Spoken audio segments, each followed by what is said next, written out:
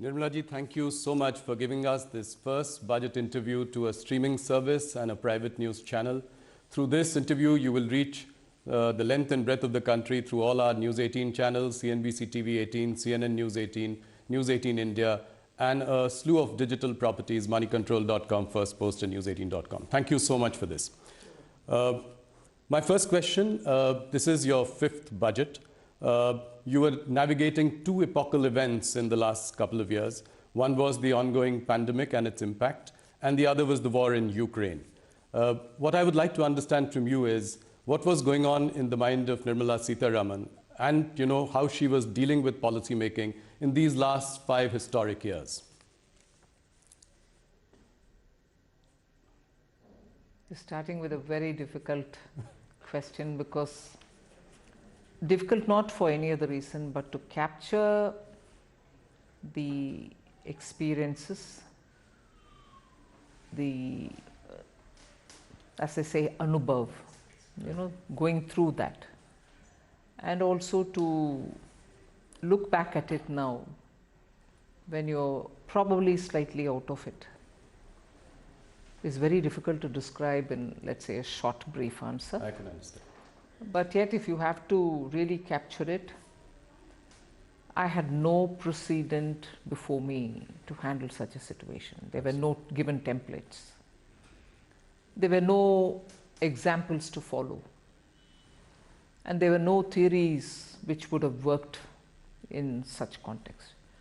So essentially, we were going by continuous conversation with all kinds of stakeholders.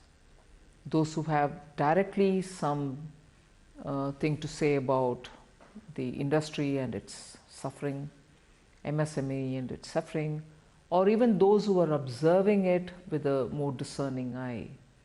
So we had to engage in conversation continuously with all people, take their view, wait for ourselves to see which one is all right, which is more suitable for us, and which is not. Yes. And also take courage in saying it may not work out for us in one particular way, because eventually somewhere all this has got to be answerable. And therefore, I think I would immensely recall the ways in which Honorable PM led the conversation with us. He would never tire himself from meeting us. He would never say, not today. So with all necessary precautions taken for COVID, following the protocol, we would still meet and talk about things. But eventually, whatever has been at that time decided and put out as schemes, one thing which was not so much relevant for dealing with the pandemic itself, but yet had to be done, was not to let go the opportunity to continue the reform process. Yes. So that was carried on. But we may do so many things. We may have a stable leadership, clear-headed leadership, which stands by us and gives us the guidance under the Prime Minister. And we may come up with the proposals and also launch some specific schemes at that time to benefit, to give relief, and so on. Eventually, it is the way in which the people of India have absorbed it all. Actually absorbed it and found best ways to go around it with this kind of a succor which is coming from the government, or some hand-holding which is coming from the government. May not be adequate, but so the credit goes to the people of India for having so been in clued position with the government's every decision making, and kept pace with it all. And that is why today we are where we are. Entirely the way in which people of India have absorbed whatever has been done from the government side and put it to effect in the ground. No, you make a very important point. I think you never gave up on reforms in the last so many years. Despite, come what may, pandemic, war in Ukraine, and that I must concede.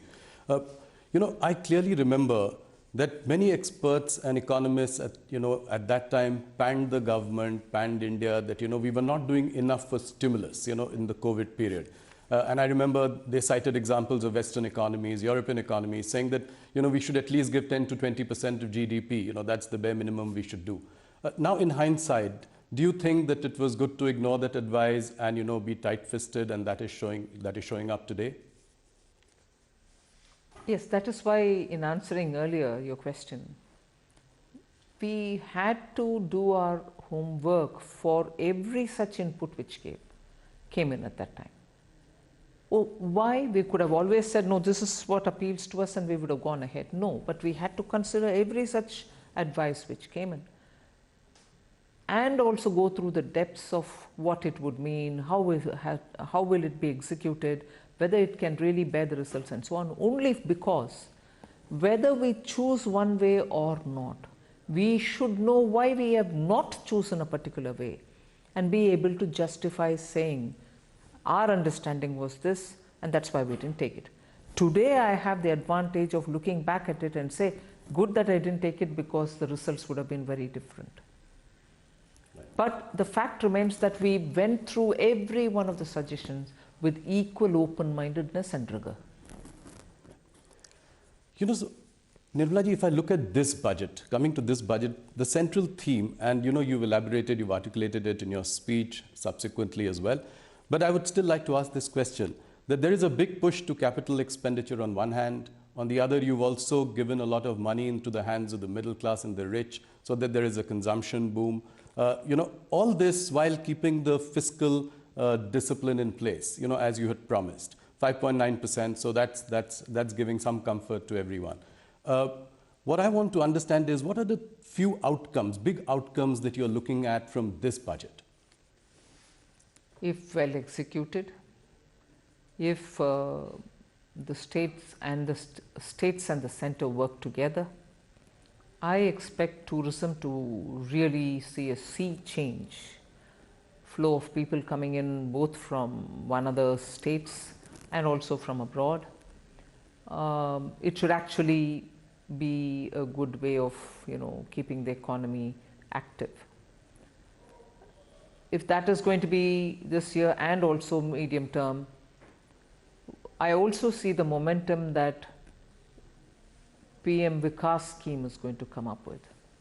Because what it does, at least from the way in which I have done this work on understanding that scheme and to see how best it can be tailored, it touches that segment which is sort of self-employed, which has skills, which may be traditional skills, but which are very productively used, and that itself has a huge market, niche market of its own. If by launching PM Vikas, we will be able to touch upon a large section, not confined to any particular few castes which go by the description Vishwakarma, but we are including everybody who uses his hand with some tools, produces things. That's a huge layer which doesn't get covered under A scheme or B scheme or C scheme. Now we are touching them. We are actually giving that material difference of receiving better attention, better raw material, better marketing, better professionalized way of aggregation and so on, with better fair rated credit from bank and so on. I think that layer, which has remained unseen, untouched till now, but very recognized because of the quality of products that they produce, will now make a big difference to us. Equally, the push on green is not going to be any less. In every sector, there's been provisions made in the budget for them to do the transition from depending on fossil fuel to a renewable energy source-based fuel. And that will touch every walk of life, not just farmers, not just women in household, both from the point of view of user and also producer. You will generate enough power for yourself and be able to also sell it. And the final but most important, I would think, is the way we are going to shake up and also give life to the self-help women's groups which exist in the rural parts of the country. Some states have extraordinarily done well on SHGs in the last few decades. It's not as if they have been formed only today. A couple of decades they've been on the ground. 81 lakh of them, groups, exist. And it is they who we are now trying to aggregate, bring them together like clusters, see what they want to do in terms of production or services. For instance, I just bring in a very private sector example. Lijjat, the papad, after all was a women's somewhat self-help group. Look at the kind of product, the quality, the branding, the perception about what is Lijjat can always be superior in quality.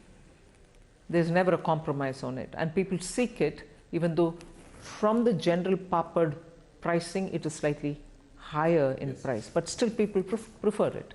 So like that, SHGs, and I don't want just to end with the papad making. It should be everything else also. So depending on the skill sets available, the raw material available, we want to make sure that SHGs do come in to benefit from government policy and also through digital marketing, run professionally as well. That's interesting. You know, your budget was very well received by the markets. In fact, while you were speaking, the markets were really going up. But you know, the rout in the Adani stocks somewhat spoiled the party. You know, there is a general nervousness in the market. How does your government see this? I look at the budget for having covered all the sections of the society. We've tried, and it has been a detailing that which has consumed a lot of time in preparation of this budget.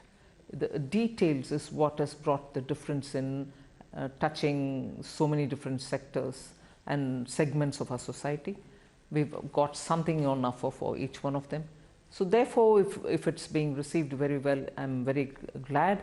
But of course, that motivates me to be able to now take it upon myself to better implement it down to the last person who's aimed at.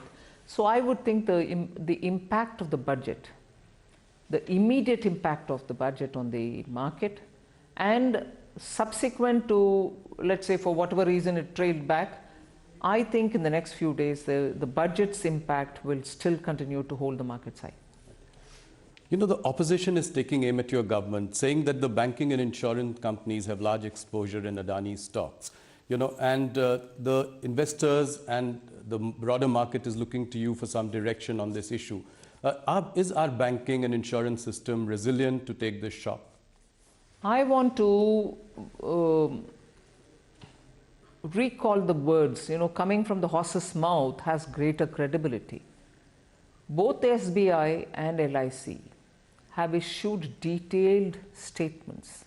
And I know the chairperson or the CMD has himself come out and explained how they are not overexposed or whatever they said, and also said, look, we are sitting over profits for the exposure that we have, which is well within the limit. That's what I understand they have said, and I've again read it through the media. They have very clearly said that their exposure is very well within the permitted limits, and that they are, even now with the valuation falling as well, they are still sitting over profit.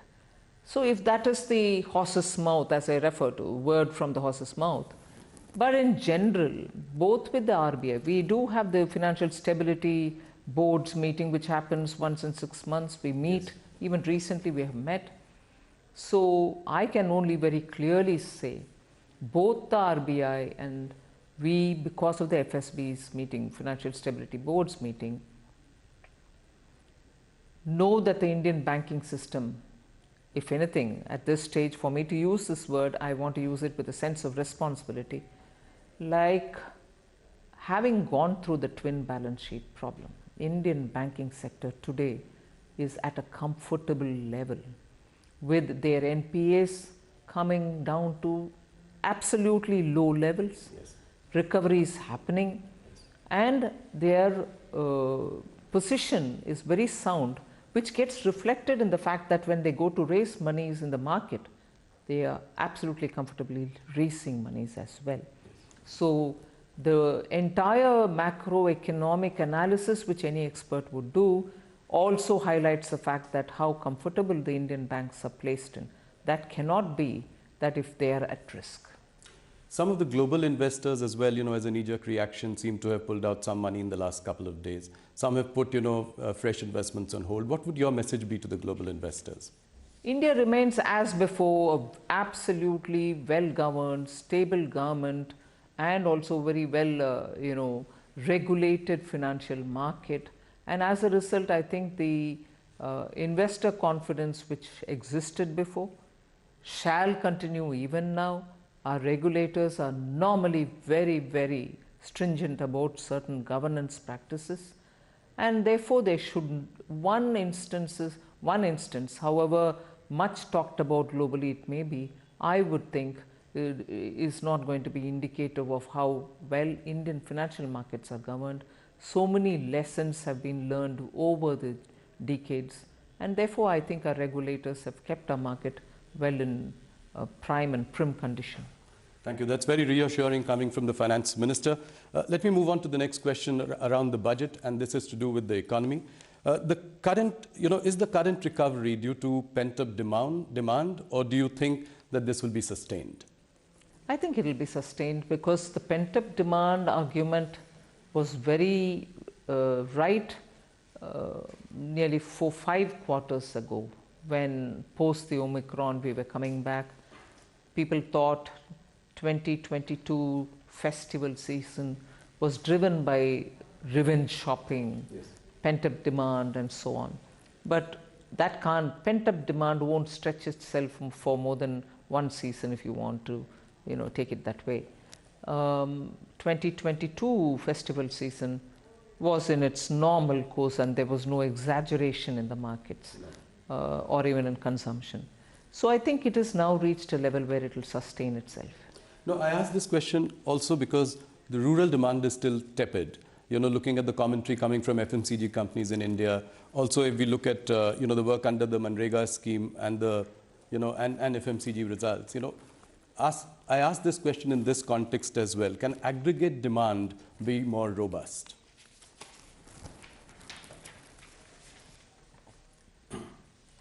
I'm sure you observe the Indian economy as well, yes, in all its great detail. Demand doesn't remain stable, and then it doesn't remain only going upward. It does come down sometimes and does go up some other times. In fact, at that time, during the pandemic, even during the lockdown, most of us felt the rural demand is very high, and what could explain it? We thought that the farm outputs were very good, and as a result, they were having quite a few money in their hand, and therefore they were able to sustain it. So that happens soon after the harvest. But rural demand even today, in terms of the people who are in the farm equipment manufacturing areas, are quite comfortable with what is going on in the rural market. It's not as if demand has affected them. So people are purchasing equipments to do their tilling or farming activities. That's one. I'm not just talking about tractors, but even the other equipments which go in. One. And second, also rural demand, which is FMCG related or your daily consumption related items. Your GST revenues, whilst I don't want to say that revenue GST going up is purely on rural, it may be urban and rural, but it means that it cannot be maintaining a sustained level if one of the segments, rural or urban, really fall down drastically. So I don't think it's worrisome, if at all, any drop. The RBI governor says that the worst of inflation is behind us. So can the RBI then take a more relaxed view of monitoring, tightening and support growth in the coming weeks and months? Well, I realize that if I do comment, it will look as if I'm guiding the RBI or anything like that. No, broadly speaking. But I suppose, yes, the way in which inflation has come down, both by RBI's action and by the government's action, and the government's action has been steady and at it for some time. So I expect, since the fall in the inflation, it doesn't seem to be just a momentary or a 1-month affair. It should sustain itself. in the process of coming down, and therefore they should, and you're right, therefore there shouldn't be that much pressure on the central bank to keep the pace of increasing the rates. So, but the MPC will take a call. Of course. Any concern that you feel is there because of the twin deficit problems?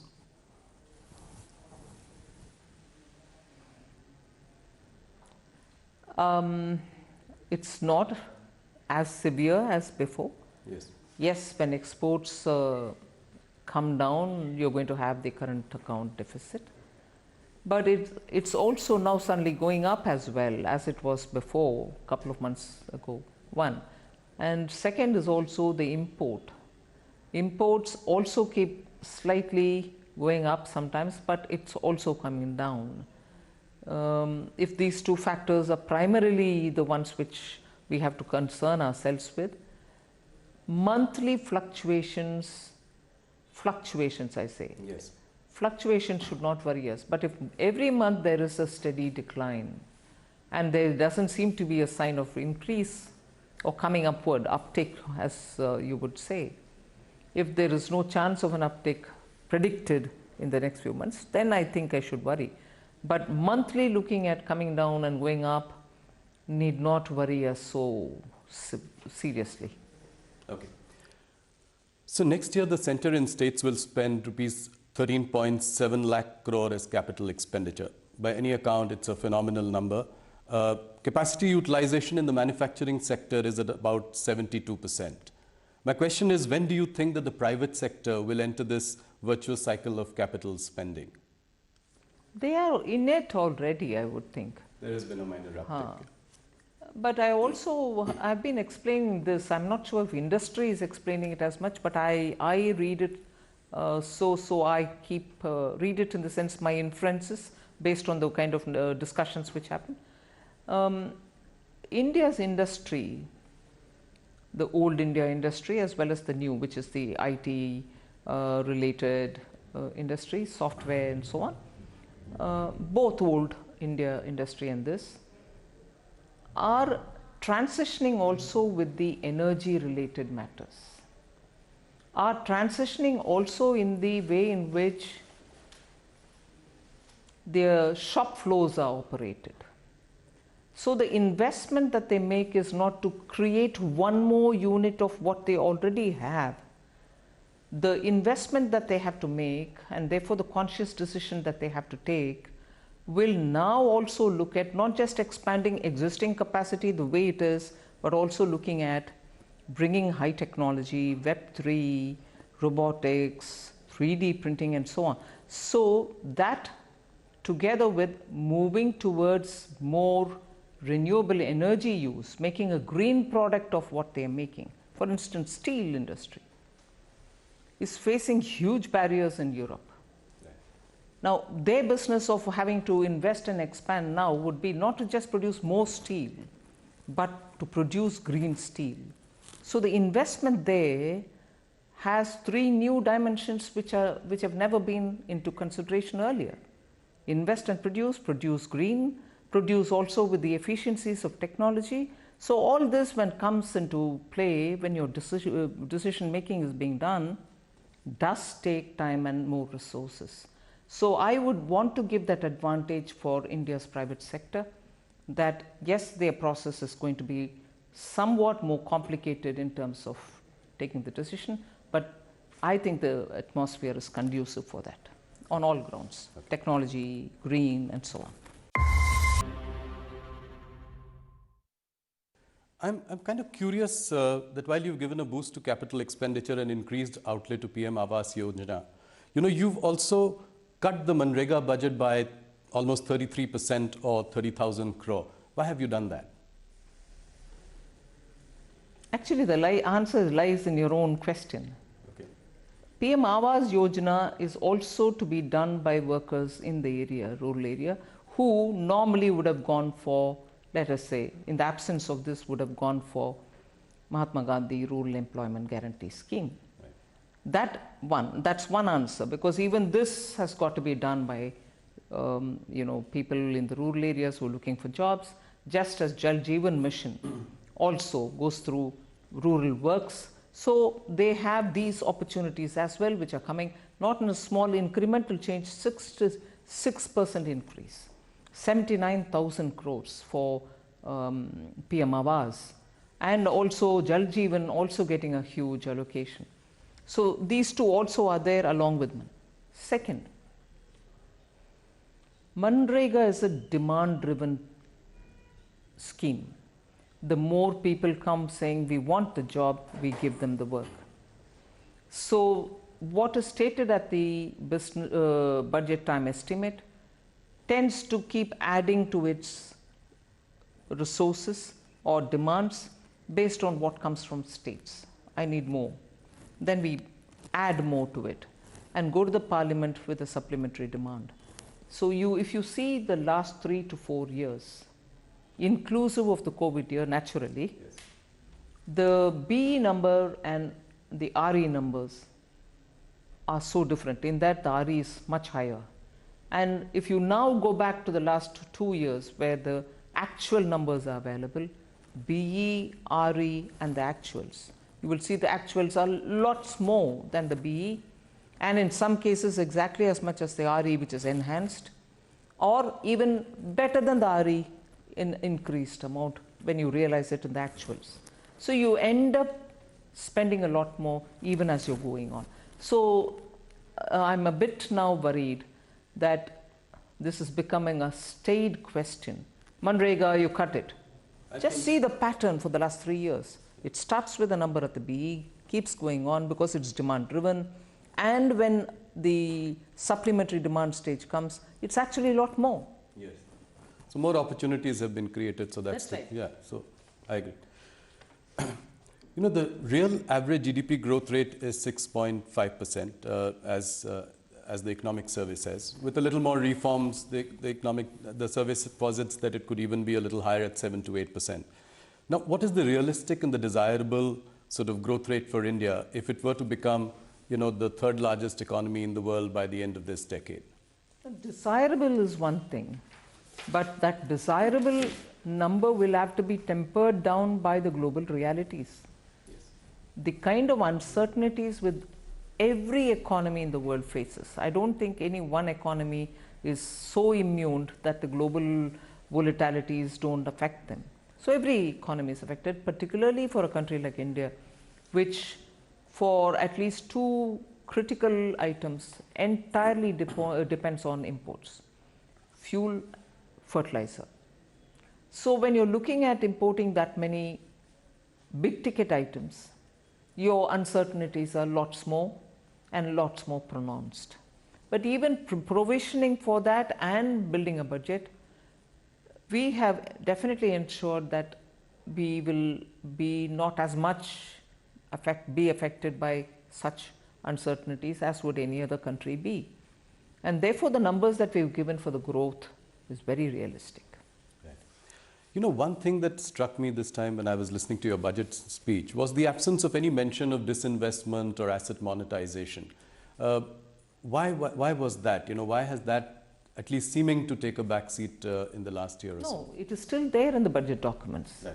It may not have been a part of my speech, but it is in the appendix to the speech. It's also in the rest of the documents where we give the actual numbers and the activities which are going on and so on. See, the cabinet has after all taken a call that certain companies will have to be privatized, and that motion has the approval of the authority concerned, which is the cabinet.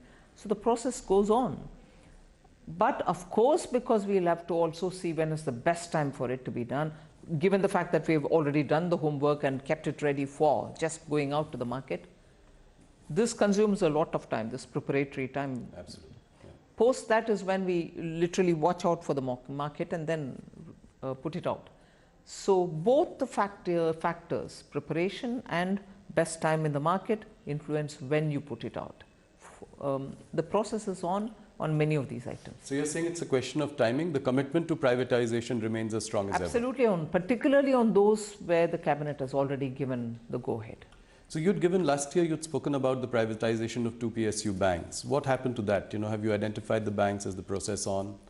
This is what is happening. The process is on. The amendments will have to happen in the Act, Right. and then also look at the market, and then it'll have to go through. So it is very much on. Of course it's on, because the cabinet has given the approval. Right. So Nirmala ji, the export sector is suffering because of slowdown in major markets. What are the options to mitigate the impact of weak international economies for us today? See, it has two-sided problem. One, you have to make up for those handicaps that Indian exporters face, whether in logistics, whether it is the cost of electricity, or whether it is any other inherent handicap that they may have in terms of labor, or in terms of the place they are located in, and so on. So for these inefficiencies because of certain handicaps, it is necessary to give them some kind of a redressal, in the sense give them some incentive, or the RODTEP-like scheme which is already on. So that's one thing. But it's also the usual way in which you would say, if a market is difficult, look for newer markets. If a market is difficult, see what you want to do about making yourself attractive for that market. You do road shows, or you spend money in branding yourself, or you appoint such agents who will tell us about the tastes in that and preferences in that market, and so on. And looking for another market, you will obviously spend some money and go on road shows, open up avenues there. But today, the typical problem that you face, not just you, meaning Indian exporters, but many face, is the lack of demand in those markets because of recession, which are normally our marketplaces where we send our products, whether it's your textile, whether it is your diamonds, whether it's your gems and jewelry, whether it is your tea, whether it's your basmati rice, and so on. So I'm taking those which are symbolic of India. There are others, components, auto components, electronic parts, which you very well manufacture today. So when the recession has hit these economies, and when I say these economies, not just those in which you're present, but even for the newer markets which you might otherwise aim at, all of them are hit by it. So that's where the problem gets even more compounded, and we'll have to work together with the exporters to see how best we can help it. Okay. India's trade deficit with China has hit $100 billion in 2022, $100 billion in 2022. Imports keep rising, exports to China are falling. Is this situation acceptable to us? How do we really reverse this trend? No country would want its exports to languish and imports to balloon with any trading partner. But the issue has two-pronged answers. We should be conscious not to have to consume things which come, overly from only one destination. But that doesn't mean I'm imposing any view. We should also be conscious of buying it from elsewhere if it is necessary at all. And for India's exports, it has to also look at ways in which market can be expanded in that territory or in any other geographical jurisdiction. So it is always a twin game. It's like a pair of scissors. You have to look at both the sides. What do you make of this growing clamor, especially in some opposition ruled states like Chhattisgarh, Madhya Pradesh, Rajasthan, to bring back the old pension scheme? In fact, Deputy Chief Minister of Maharashtra, Devendra Fadnavis ji, has also spoken about this. He said he'll look into the matter. What is the government's view on this? See, when I talk about government's view, I don't want to speak as though this government view or that government's view. Who, after all, implemented it for the first time? After the decisions were taken at different layers of officialdom, the political dispensations which brought this in was not just NDA. UPA was actively those who brought it forward. The entire question of introduction of OPS, new pension scheme, was during the Congress's period. They didn't at that time talk about rollback. They didn't at that time talk about any, bringing the old system back or anything of that. So now, if without adequate looking into of what it means, are we paying the current generation of pensioners by loading it onto the future generation? That's right. And how far, because in government the arguments will quickly come back to you saying, but when government borrows, it's also leaving a burden on the future generation and so on. But that's the argument. Would we all look at what is a reasonable balance? Would we look at what is it that we are leaving for our generations to come? Yes, you will have to have an economy running, you will borrow to a certain extent. But unless we have a complete understanding of this, the fiscal implication, the fiscal health of the state, not just today, for the next decades, to rush to a conclusion may not be. Right. And I was glad to hear in one of the book release programs that I attended, Sri Montek Singh Aluwalia talk about it. It's not I'm taking up something which emerged out of a private conversation. Right. In a book release, publicly, when asked, he did respond. So it's not as if now we are talking on political lines. We have to talk on Indian economy, its strength, not just Indian economy as Government of India, but every state's economy, and then take a call on it. That's right.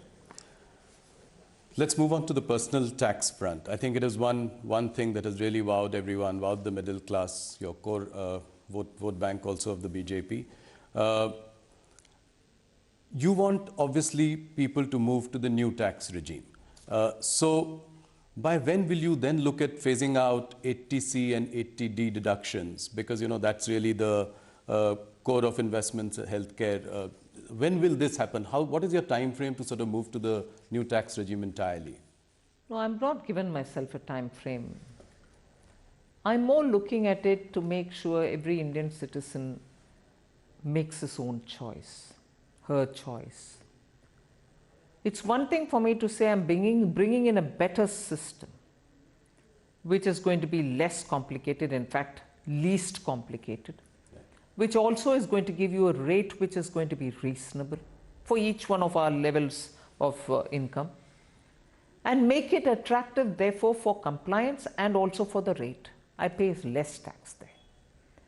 But it's another thing to have a system which is going on, where unfortunately I don't want to criticize anybody. Unfortunately, the impression is I have so many exemptions given, which incentivizes me to save for insurance cover, for medical cover, for even saving for better interest earning that I can have, and so on.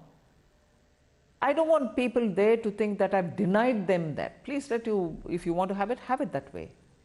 But it's not just one government or the other. In general, the philosophy that governed it was you'll have all those exemptions and you'll feel tempted to have yourself cover, insurance cover, give yourself insurance cover or savings or whatever. But your tax rates were so high. Yes. So it's nice to give you some incentives, but good enough for me to have a big return in terms of the tax that I collect. Yeah. But whereas what I'm giving you now, which was introduced 2 years ago, this is the second regime, and Prime Minister was very clear that taxpayers should know actually what they're paying and exactly feel comforted that they're not paying much, and actually bring in rates down, make it simple so that anyone sitting at home should be able to file their returns and know, and that's the end of the story. I don't need to keep immense documents and so on. So we brought that in, and steadily we are making it attractive. but not forcing anybody to get out of the exemption regime. But the fact remains there that the rates have been very high, and you still got some discounts so that you can go with your... So how many people do you think will migrate? Any sense that the government has? I'm more talking about the layers which are covered yes. by these, beneficial tax rates. I would think in that layer at least 50% will come 50%. That's a big number. And what is the current number? Any idea that the government has of that? Yeah, I have a number, but I don't think I can off the cuff say it. Okay. This is a slightly broader question. You've been extremely successful in widening the tax base. As the base has widened, the tax slabs tend to go down. Do you think that could you consider in the long run bringing the top tax slab to 25%, just in line with your corporate tax rate, top corporate tax rate? Would that be the vision going forward? Well, eventually the tax rates must be absolutely low and the assessee friendly. Citizens cannot be burdened with taxation. But that is when I have widened my base sufficiently. It can't be that few people pay and they pay huge amounts and I have to run the system. It shouldn't be that. It should definitely be wider the base, lower the tax, and therefore achieve both the objectives of collect your tax from those who can pay it, but collect enough so that you are able to run your schemes. The new income tax regime, there is a feeling that it disincentivizes savings. How do you react to that? I gave you the logic. Yeah. I can always incentivize you, go for insurance, go for savings, go for this, and come up with a fantastically high rate and say, all right, I've given you discounts, but I need my money. Instead, I'd prefer a completely acceptable and lower rate of interest, lower tax rate, and people to feel that, all right, I'm not being burdened, there's no reason for me to avoid or evade the tax and pay it up. And you have the choice of deciding your own saving instrument, right? You're not... I was going to say, I'm on the side, or I belong to that school of thought which says, if the taxpayer is left with more money in his hand because we collect less tax, I would think that he's the best judge to decide where he has to put his money, and he doesn't need an incentive to run his family or to protect them from ill health or to not bother about his future, save for future and so on. So why do we want to underestimate our citizens? If I give very high tax rate, then I also have to tempt them to say, all right, go about saving it because I'm giving you some incentive here. But I've left more money because I tax you less. You are the best judge to do what you want with your money. Some of the experts feel that it was a rather bold move for you to reduce the rich tax from 42.7% to 39% in what is an election year. But is it that you've given some and taken away from the other hand as well, and so it's a zero-sum game in a sense? Where have I taken away? The real estate, earlier you could move money to real estate, now the cap is 10 crore, beyond 10 crore there is no... There are a couple of... That's not taking away. It is like saying, beyond 10 crore of a house that you have, why do you want to also expect favors for a second or the third or the fourth? Correct. And there have been instances, I might say, without revealing any names or any kind of... People who have bought house, sold house, made immense profits out of it, but who still enjoy these sort of, 10 crore house, I should still get my benefits from the government. So the bold move in an election year. But I have not give and take there. Okay. I have not given away something and taken away something. I am only giving. Okay. I have not taken away anything. So that's as I said, a bold move in an election year, because people don't expect you to do it.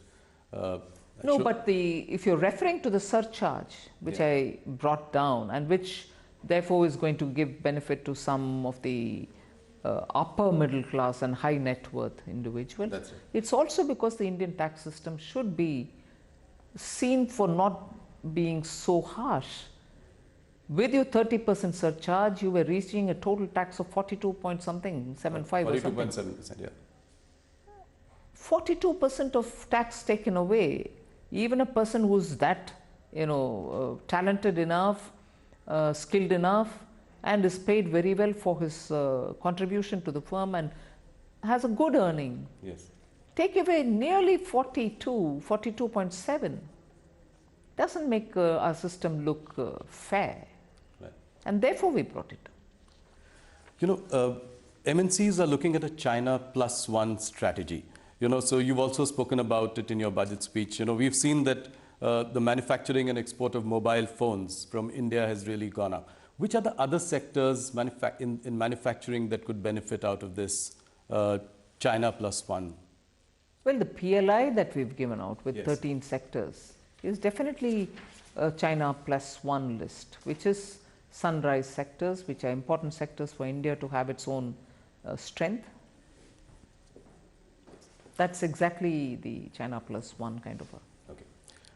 You know, there is a funding winter in the startup ecosystem. In fact, some of the startups that were doing really well have come off their valuation highs.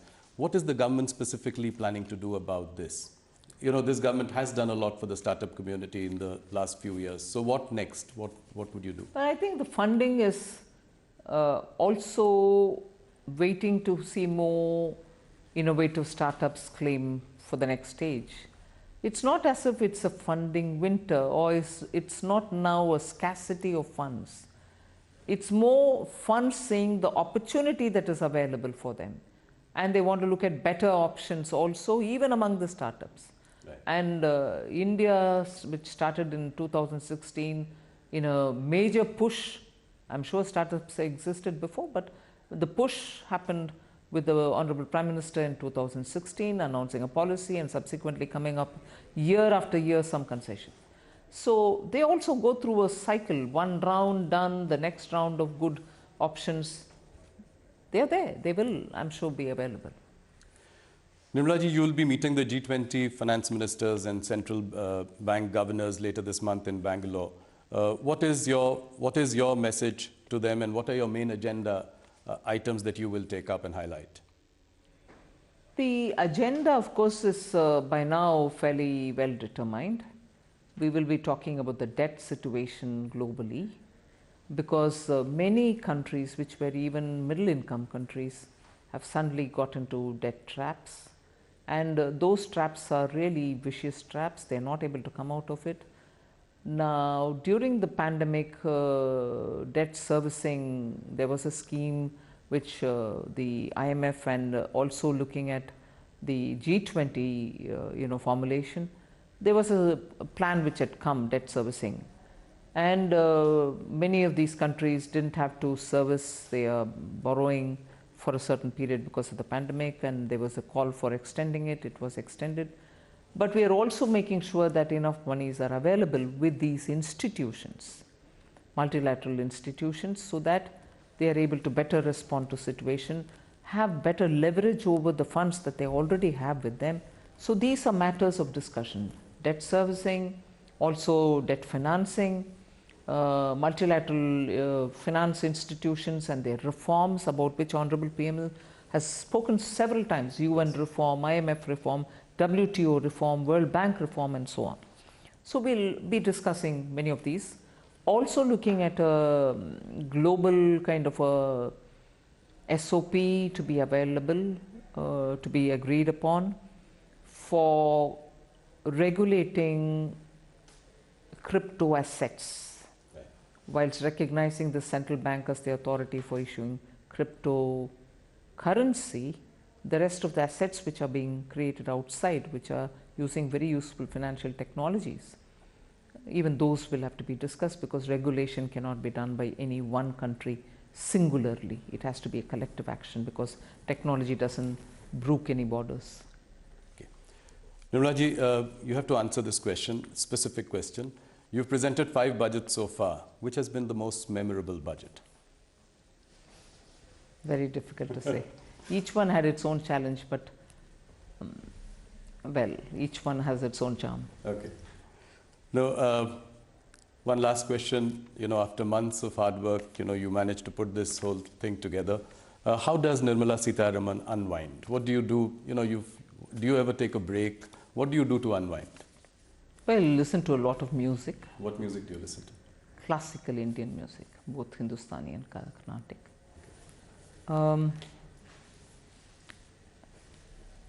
I sleep well. every day. I think we I should have be in a happy sleep routine. We should be in a happy place that the finance minister of the country sleeps well. Absolutely, because we have a good prime minister who's got that kind of a vision, and the strength of the leadership that he brings along helps the country. So yes, that too. Good sleep. Thank you, Nirmala ji, for your time. Thank you for the first interview to a private channel and a streaming service. And more importantly, congratulations on a very well delivered budget. Thank you so much. Thank you. Thanks for giving me this opportunity.